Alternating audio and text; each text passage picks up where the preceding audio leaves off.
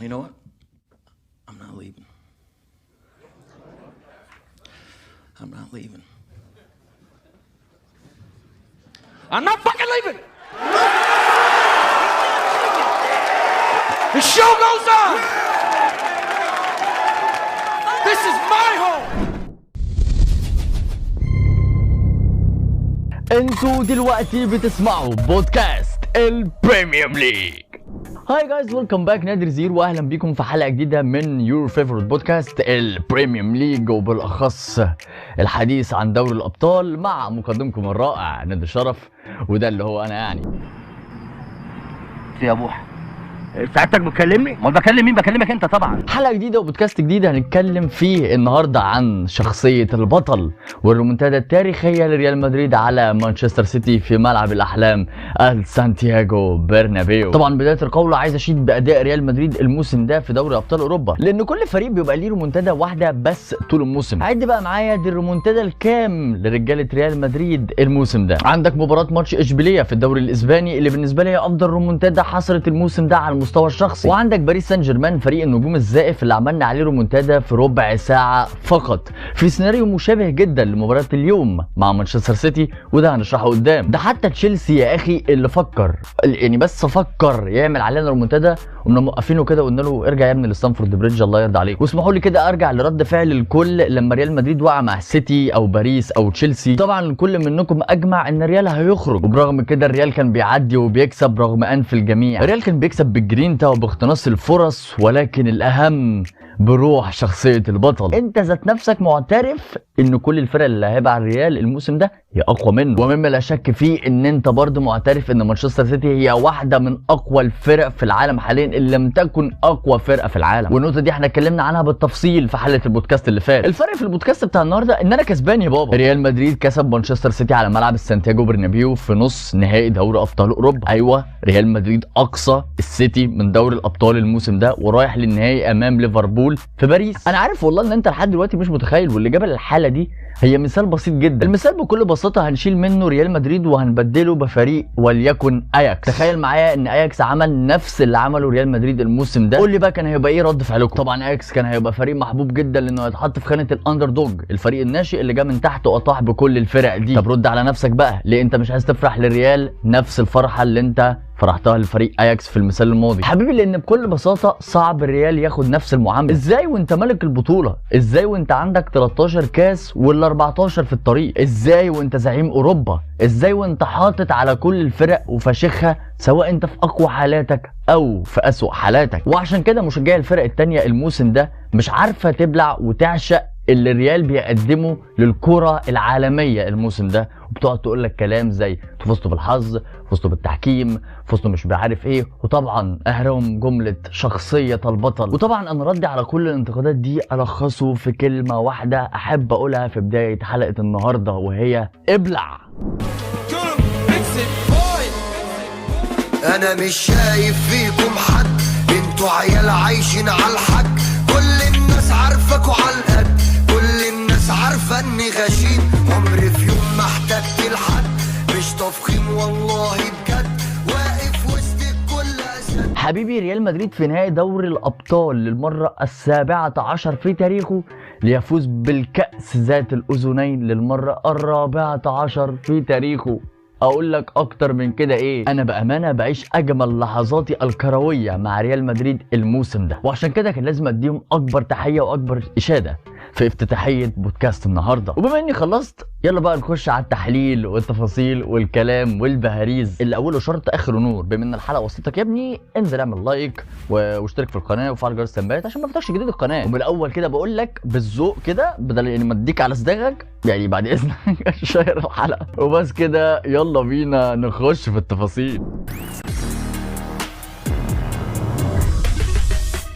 بدايه الشوط الاول كانت بدايه متوقعه جدا من جانب فريق ريال مدريد، بيهاجم بس على استحياء ومقفل جدا في خطوطه الدفاعيه. الماتش ده من بدايته بتشوف شكل المنظومه الدفاعيه والعمق الدفاعي ماسك نفسه بشكل هايل مقارنه بماتش الذهاب. وهنا لازم اروح بتحيه حاره جدا لاداء الرائع كازيميرو. يا جدعان انتوا مش متفاهمين حجم التقل اللي بيضيفه كازيميرو للفريق لما بيبقى في اقوى حالاته، وحجم الامباكت اللي بيسيبه على الفريق لما يغيب او يكون في حاله مش قد كده. كازيميرو النهارده بيقدم واحده من امتع واجمل اداءاته الفرديه من فتره طويله جدا. كان اول خط دفاع في خطوطنا يتصدى لخطوره دي بروين ورفاقه. الريال في الشوط الاول راح ب7 هجمات على المرمى، ولا واحده منهم كانت اون جول، وده كان راجع للتركيز الشديد من دفاع مانشستر سيتي على كريم بنزيما في الاخص. فبنزيما لما كان بيهرب من الدفاع ما كانش فيه قدامه غير انه يقدر يخطف الكره من وان تاتش، ودي كانت مهمه صعبه جدا. فمن بدايه الشوط الثاني بتاخد بالك من تعليمات كارلو انشيلوتي لخط وسط ميدان ريال مدريد المتمثل في مودريتش كروز وكازيميرو انهم يودوا ويلعبوا الكره ناحيه فينيسيوس ويبعتوا له انفرادات وكور طوليه عرضيه وقطريه من كل حته عشان يلعبوا على سرعته في الجري وفنياته العاليه جدا. وقد كان مع بدايه الشوط الثاني بتلاقي هجمه مرتبه تماما من جانب ريال مدريد بتروح لكارفاخال اللي بيدي واحده من اجمل الكرات العرضيه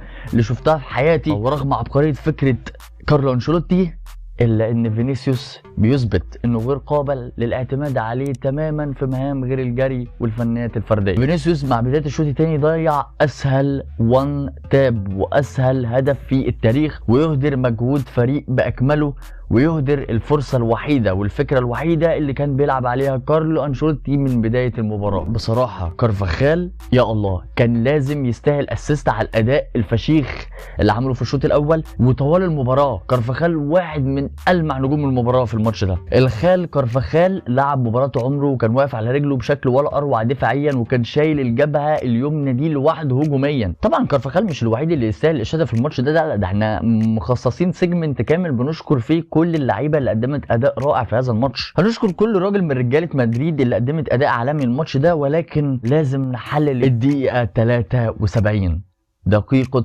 قلب الموازين. الدقيقه دي حصل فيها كل حاجه في المباراه واللي ادت لكل حاجه حصلت بعدها. ايه اللي حصل يا نادر في الدقيقه دي؟ تعال اقول لك. رقم واحد عندك خروج دي بروين ونزول جندوجان في خط وسط ميدان فريق مانشستر سيتي. رقم 2 خروج والكر ونزول زينشينكو باك شمال، مما يعني انتقال كانسيلو باك يمين. رقم 3 خروج توني كروس من جانب ريال مدريد ونزول رودريجو جناح يمين، مما يعني رجوع فالفيردي لوسط الميدان بجانب كازيميرو ومودريتش. انا دلوقتي عددت لك 3 اسباب انت ما خدتش بالك منهم ان الصاعقه قد وقعت. الحدث الاول ادى لتبعثر اوراق ريال مدريد لفتره بسيطه، سرحان اللعيبه الوهله. الصراحه عقبتنا فيها السيتي بهدف من محرز. لم يكن سامي يدري أن فرحته لن تكتمل. باللي عمله محرز ده واللي عمله بيب جوارديولا والسيتي هو استفزاز الريال.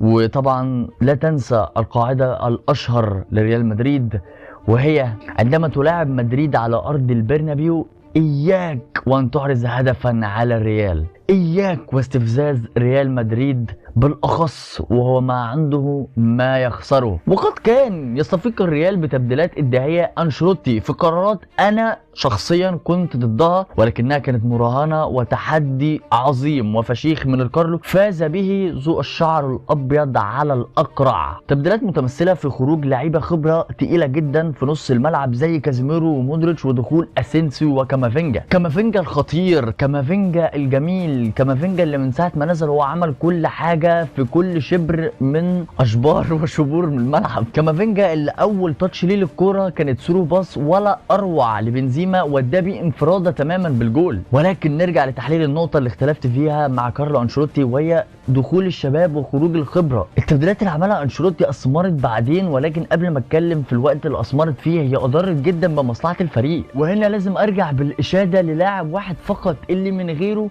الريمونتادا دي ما كانش هيبقى ليها اي معنى. عوده ريال مدريد في هذه المباراه لن يكن لها اي طعم او لون بدون تألق العملاق الاخطبوط العنكبوت تيبو كورتوا. ماراثون تيبو كورتوا في انقاذ ريال مدريد بدأ من الدقيقة 85 لما فسخ تسديدة كانسيلو الصاروخية. غير عن كده الاخطبوط تصدى لهجمات جريليتش بالايدي وبالارجل وبكل ما اوتي به من قوة. عندما توانى تيبو كورتوا في حراسة المرمى جاءت المساعدة في شكل التصدي الموسم من قبل مندي باك ريال مدريد الشمال. انقاذ بطولي على ذكرى معلمه البرازيلي مارسيلو. مندي شال كرة من على خط المرمى ليبقي على امال مدريد لاخر الانفاس. كرة قطرية من كامافينجا يهيئها بنزيما على خط ال6 يارد ليخطفها رودريجو ليستفيق جحيم مدريد ولتعلو الهتافات وتزأر الحناجر وتحمر الايادي من كثرة التصفيق. رودريجو المحارب الصغير يقلص الفارق لهدف واحد، وفي ظل تواجد 6 دقائق كوقت بدل ضائع تيقن كل مدريدي في جميع أنحاء العالم من حتمية العودة، وقد كان فعلا. ففي الدقيقة 91 وبعد مرور دقيقة واحدة فقط من إحراز الهدف الأول يرسل كارفاخال أعظم عرضية في التاريخ لتستقر على رأسية رودريجو الرائعة الذي يسكنها في الشباك.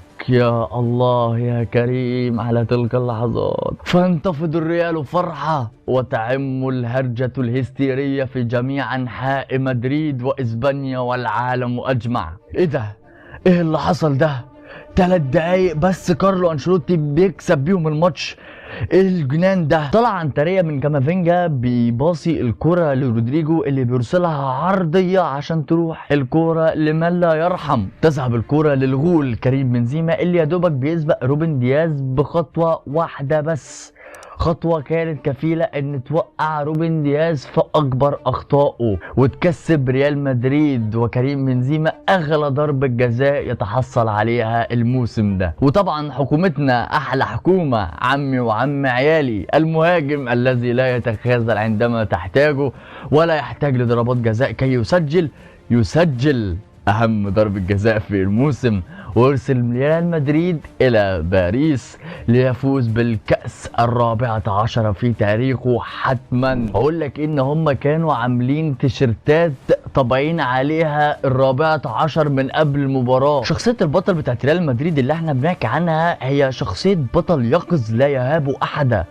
انا الريال كبيرهم على صغري، من أنتم لتحكمون علي وتشككون في قدراتي؟ من هؤلاء الفرق التي أرسلتموها في طريق نحو التتويج بال14؟ إذا ورب الكعبة لأخسفن بهم الأرض بسيناريوهات هيتشهوكية لأجنن كارهي قبل معجبيني. عمرك شفت فريق بيسيطر على أوروبا في جميع حالاته الجيدة منها والسيئة؟ عمرك وشفت فريق بيطيح بأقوى 5 فرق في العالم في موسم واحد بس من دوري الأبطال؟ أنا كريالي زي ما قلت لك في بداية الحلقة بعيش أجمل لحظاتي كرويا مع هذا الفريق الموسم ده عشان يثبت ريال مدريد الحقيقة المؤكدة والقاعدة المشهورة في دوري الأبطال، فإنه لا مثيل لريال مدريد مهما كن وأيا كانت قوتك تخضع أمام جبروت وجحيم الريال. أتظن بنتيجة فوزك علي في الذهاب ستشفع لك؟ أتظن أن هدفك الزائد سيؤكد لك حتميا صعودك؟ أتظن حقا ذلك؟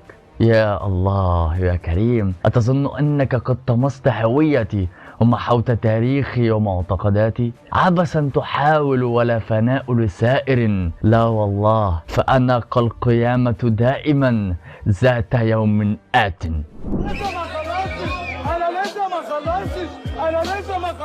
وطبعا تأتي صافرة الحكم معلنة تأهل الريال الرسمي للنهائي، مهللة للظفر بالكأس 14 ليجري لاعبو الريال فارحين فاخرين بفوزهم الساحق على كل فرق اوروبا هذا الموسم. فريق بكل بساطه ينكسر لو طلعت منه بنزيما مودريتش وكورتوا.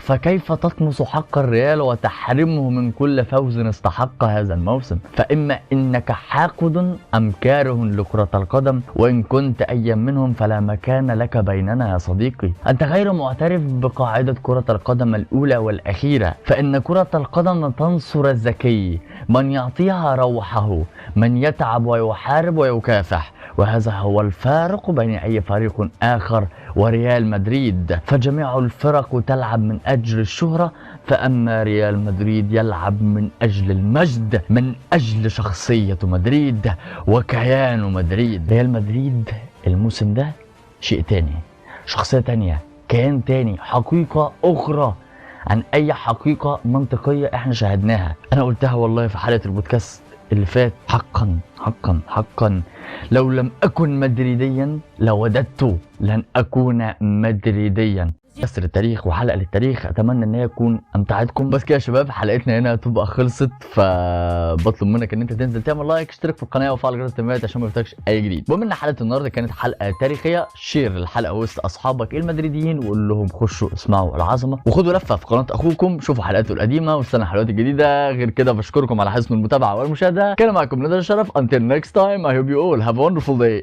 Adios. انتوا كنتوا بتسمعوا بودكاست البريميوم ليج. تشاو.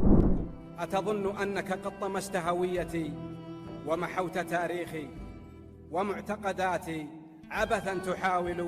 لا فناء لثائر، أنا كالقيامة ذات يوم آتي.